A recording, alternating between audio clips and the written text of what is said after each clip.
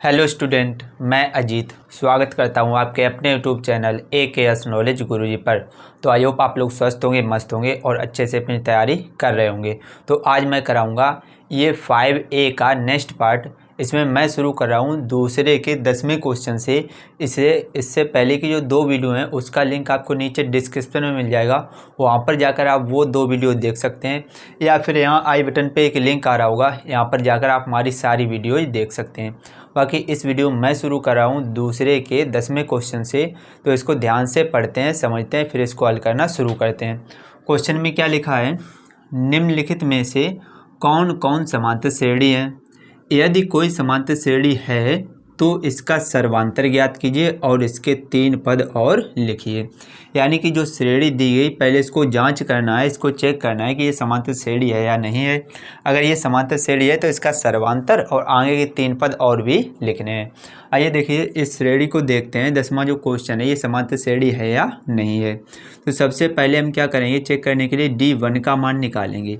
और D1 जो होता है सर्वांतर पहला, उसको कैसे निकालते हैं, दूसरे पद में से पहला पद घटा देंगे तो -4 में से 0 घटाएंगे तो -4 ही आएगा।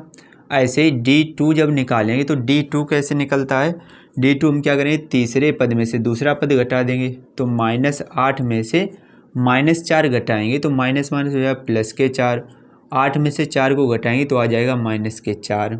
और D3 जब निकालेंगे चौथे पद में से तीसरा पद घटा देंगे तो -12 में से -8 घटेगा तो माइनस माइनस हो जाएंगे प्लस के 8। तो 12 में से 8 को घटाएंगे ये भी कितना आ जाएगा, -4। तो अगर ध्यान से देखें तो जो D1, D2, D3 जो सर्वांतर आया सभी का मान बराबर है। तो यहाँ पर लिख देंगे चूँकि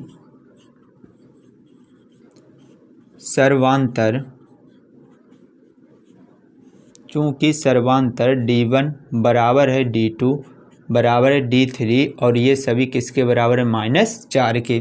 अगर ये सभी आपस में बराबर आ गए तो जो श्रेणी दी गई है समांतर श्रेणी है। तो लिख देंगे अतः यह समांतर श्रेणी है। अतः यह समांतर श्रेणी है। तो इसका सर्वांतर तो हमने निकाल ही लिया, कितना आया, -4। इसके अगले 3 पद और भी लिखने हैं। तो इस श्रेणी में 1, 2, 3, 4 पद तो दिए गए हैं। अगले 3 पद कौन कौन से होंगे, 5, 6 और 7। तो अगले 3 पद हम लोग निकालेंगे। अगले 3 पद तो हम लोग जब अगला 5वां पद निकालेंगे तो 5वां पद कैसे निकलता है, चौथे पद में सर्वांतर और जोड़ देंगे, 5वां पद आ जाएगा। चौथा पद है -12, इसमें सर्वांतर जोड़ेंगे तो -4 इसमें जुड़ जाएंगे, क्योंकि माइनस का है तो इसलिए -4 लिखेंगे। तो -12 और -4 जुड़कर हो जाएंगे -16। तो ये आ गया हमारा 5वां पद। ऐसे ही हम लोग छठा पद निकालेंगे A6। तो ये कैसे निकलेगा, 5वें पद में -16 में 4 और जोड़ देंगे, लेकिन जो सर्वांतर में माइनस का है तो -4 हो जाएंगे। तो 16 और 4 जुड़ेंगे तो ये हो जाएगा -20।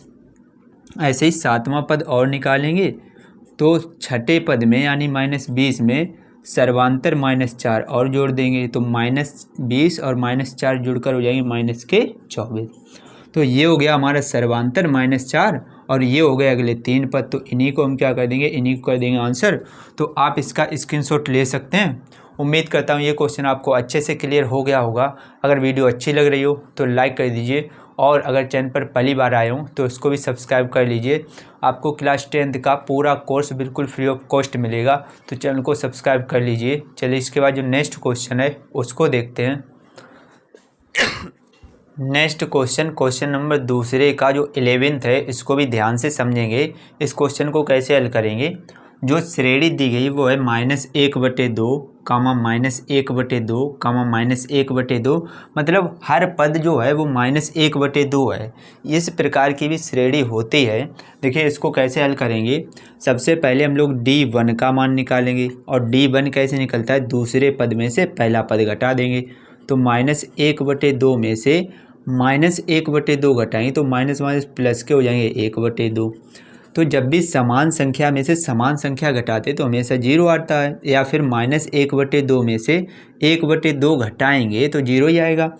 सेम ऐसे ही D2 का मान निकालेंगे, तीसरे पद में से दूसरा पद घटाएंगे, -1/2 में से -1/2 घटाएंगे तो माइनस माइनस हो जाएगा प्लस के 1/2, प्लस के 1/2 माइनस के 1/2 जीरो।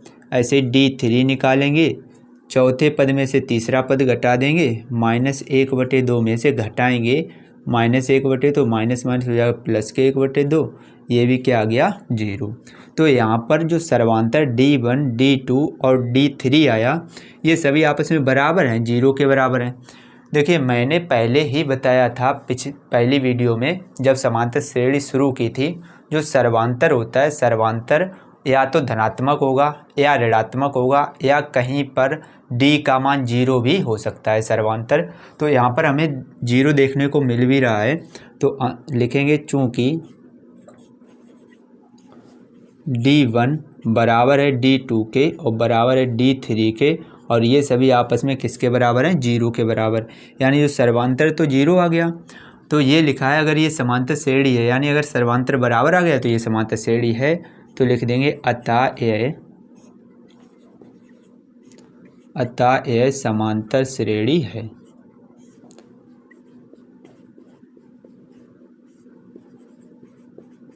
अतः यह समांतर श्रेणी है। अगर ये समांतर श्रेणी है तो इसका सर्वांतर ये आ गया जीरो, तथा अगले तीन पद और भी लिखने हैं। तो अगले तीन पद जब हम लोग लिखेंगे,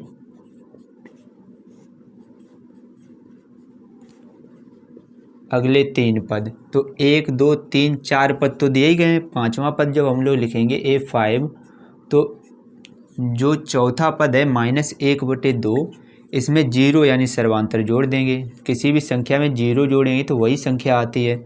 और आप ऐसे भी देख सकते हैं अगर सर्वांतर जीरो है यानी कि हर पद जो है उसमें कोई अंतर ही नहीं है, एक ही जैसे पद हैं। तो चाहे आप 7वां पद लिखें, चाहे 8वां पद, चाहे 1000वां पद लिखें, वो हमेशा -1/2 ही रहेगा।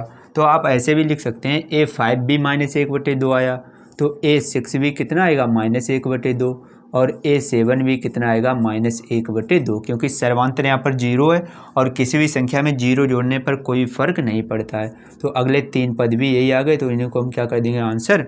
तो आप इसका भी स्क्रीनशॉट ले सकते हैं। उम्मीद करता हूँ ये क्वेश्चन भी आपको अच्छे से क्लियर हो गया होगा। चलिए इसके बाद जो नेक्स्ट क्वेश्चन है उसको देखते हैं।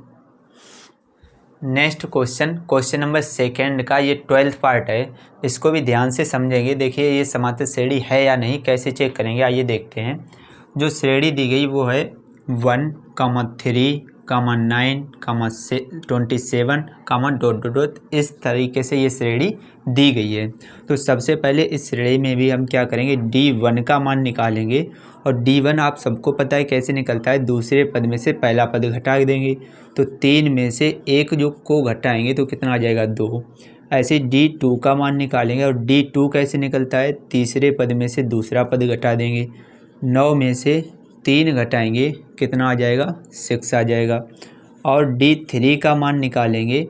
D3 कैसे निकलता है, चौथे पद में से तीसरा पद घटा देंगे। तो 27 में से 9 जब घटाएंगे तो कितना आ जाएगा 18 आ जाएगा। तो अगर ध्यान से देखें तो D1, D2 और D3 के मान अलग अलग आए हैं, मतलब एक जैसे नहीं हैं। अगर D1, D2 और D3 के मान अलग अलग हैं तो ये समांतर श्रेणी ही नहीं है। तो लिख देंगे चूँकि D1 not equal to D2 not equal to D3, ये आपस में बराबर नहीं है। तो लिख देंगे अतः यह समांतर श्रेणी, अतः यह समांतर श्रेणी नहीं है। अगर समांतर श्रेणी नहीं है तो सवाल को यहीं तक करेंगे। तो आप इसका स्क्रीनशॉट ले सकते हैं। उम्मीद करता हूँ ये क्वेश्चन भी आपको अच्छे से क्लियर हो गया होगा। चलिए इसके बाद जो नेक्स्ट क्वेश्चन है उसको देखते हैं। नेक्स्ट क्वेश्चन नंबर 2 का जो 13 पार्ट है इसको देखते हैं। इसको ध्यान से समझते हैं कैसे हल करेंगे। जो श्रेणी दी गई है वो है A, 2A, 3A, 4A, ... इस तरीके से एक श्रेणी दी गई है। इसको जांच करना है ये समांतर श्रेणी है या नहीं है। तो कैसे करेंगे, सबसे पहले सबसे पहले D1 का मान निकालेंगे और D1 कैसे निकलता है, दूसरे पद में से पहला पद घटा देंगे तो 2A में से A घटाएंगे तो कितना आ जाएगा A। ऐसे ही D2 का मान निकालेंगे और D2 कैसे निकलेगा, तीसरे पद में से दूसरा पद 3A माइनस 2A, 3A में से 2A घटाएंगे तो कितना आ जाएगा A। और ऐसे ही D3 का मान निकालेंगे, चौथे पद में से तीसरा पद घटाएंगे, 4A में से 3A घटाएंगे तो भी क्या आ जाएगा A। तो अगर ध्यान से देखें तो सर्वांतर जो D1 D2 और D3 है सभी के मान बराबर आए हैं, तो ये लिख देंगे चूँकि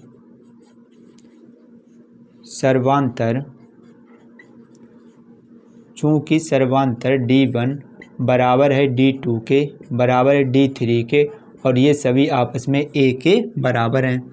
तो अगर ये सभी आपस में बराबर हैं तो ये समांतर श्रेणी है, तो लिख देंगे अतः यह समांतर श्रेणी है। तो अगर ये समांतर श्रेणी है तो इसका सर्वांतर तो A ज्ञात कर ही लिया है, इसके अगले 3 पद और लिखने हैं, तो यहाँ पर लिखेंगे अगले 3 पद। तो श्रेणी में 4 पद दिए गए हैं, 1 2 3 4। अगला पद कौन सा होगा, 5वां यानी A5। 5वां पद कैसे निकालेंगे, चौथे पद में यानी 4A में सर्वांतर A जोड़ देंगे तो 4A में A जुड़ेगा, कितना आ जाएगा 5A। ऐसे ही अगला छठा पद निकले हैं तो 5वें पद में यानी 5A में सर्वांतर A और जोड़ देंगे, कितना आ जाएगा 6A। और 7वां पद निकालेंगे तो छठे पद यानी 6A में सर्वांतर और जोड़ेंगे तो हो जाएगा 7A। तो ये आ गया हमारा सर्वांतर और ये हो गए अगले 3 पद। तो इन्हीं को हम क्या कर देंगे, इन्हीं को कर देंगे आंसर। तो आप इसका स्क्रीनशॉट ले सकते हैं। उम्मीद करता हूँ ये क्वेश्चन भी आपको अच्छे से क्लियर हो गया होगा। चलिए इसके बाद जो नेक्स्ट क्वेश्चन है उसको देखते हैं। नेक्स्ट क्वेश्चन नंबर 2 का 14 पार्ट है, इसको ध्यान से देखते हैं। जो श्रेणी है वो है √3, √6, √9, √12। इसी तरीके से ये श्रेणी दी गई है।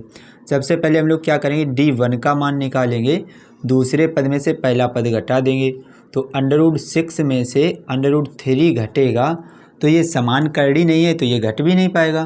तो ऐसे ही हम लोग D2 निकालेंगे, दूसरे में से पहला घटाएंगे तो √9 में से √6 घट जाएगा। और D3 निकालेंगे, चौथे पद में से तीसरा पद घटा देंगे, √12 में से √9 घटेगा तो ये समान करड़ी नहीं है, समरूप करड़ी नहीं है तो ये घट नहीं पाएगा। तो इसी तरीके से लिखेंगे। तो D1 D2 और D3 के मान सभी अलग अलग आए हैं तो लिख देंगे चूँकि D1 not equal to D2 not equal to D3, ये आपस में बराबर ही नहीं है तो ये समांतर श्रेणी भी नहीं है। तो लिख देंगे अतः यह समांतर श्रेणी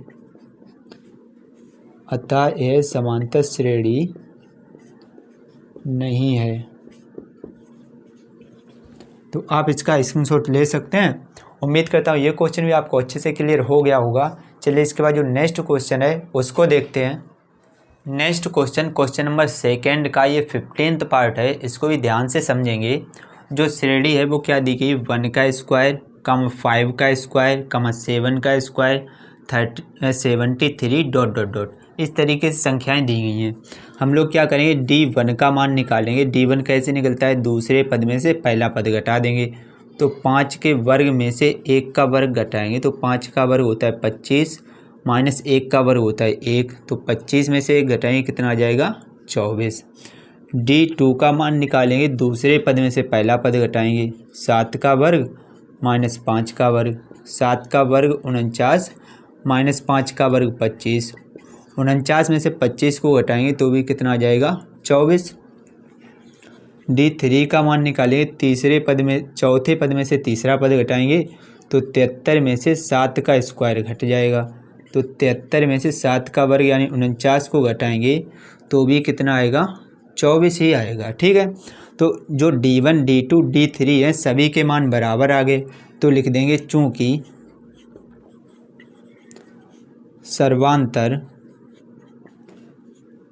सर्वांतर D1 बराबर है D2 के, बराबर D3 के, और ये सभी आपस में किसके बराबर हैं? 24 के बराबर हैं।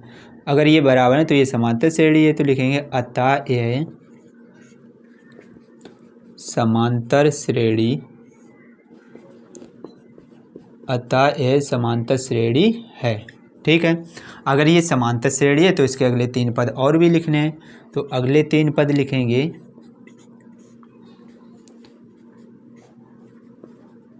तो श्रेणी में 4 पद तो दिए ही गए हैं, अगला पद कौन सा होगा? 5वां। तो A5 कैसे निकालेंगे? चौथे पद में सर्वांतर और जोड़ देंगे, 24 जोड़ेंगे तो 4 3 7 और 7 2 9, 97 आ गया। और अगला यानी छठा पद निकालेंगे तो 5वें पद में 97 में 24 और जोड़ देंगे, तो कितना आ जाएगा? सर्वांतर 24 है। 7 4 11 की 1 हासिल 1, 7 9 2 11 और 1 12, 121 आ गया। एक पद और निकालेंगे 7वां पद, तो छठे पद यानी 121 में सर्वांतर यानी कि 24 और जोड़ेंगे, तो कितना आ जाएगा? 4 1 5 2 2 4 और 1 145। तो अगले 3 पद हो गए 97, 121 और 45, सर्वांतर हो गया 24, तो इन्हीं को हम क्या कर देंगे? इन्हीं को कर देंगे आंसर। तो आप इसका भी स्क्रीनशॉट ले सकते हैं। उम्मीद करता हूँ ये क्वेश्चन भी आपको अच्छे से क्लियर हो गया होगा। अगर वीडियो अच्छी लगी हो तो लाइक कर दीजिए। चैनल पर पहली बार आए हों, चैनल को भी सब्सक्राइब कर लीजिए। चलिए मैं मिलता हूँ आपसे नेक्स्ट वीडियो में नेक्स्ट बचे हुए सवालों के साथ। तब तक के लिए जय हिंद, जय भारत, जय माता दी।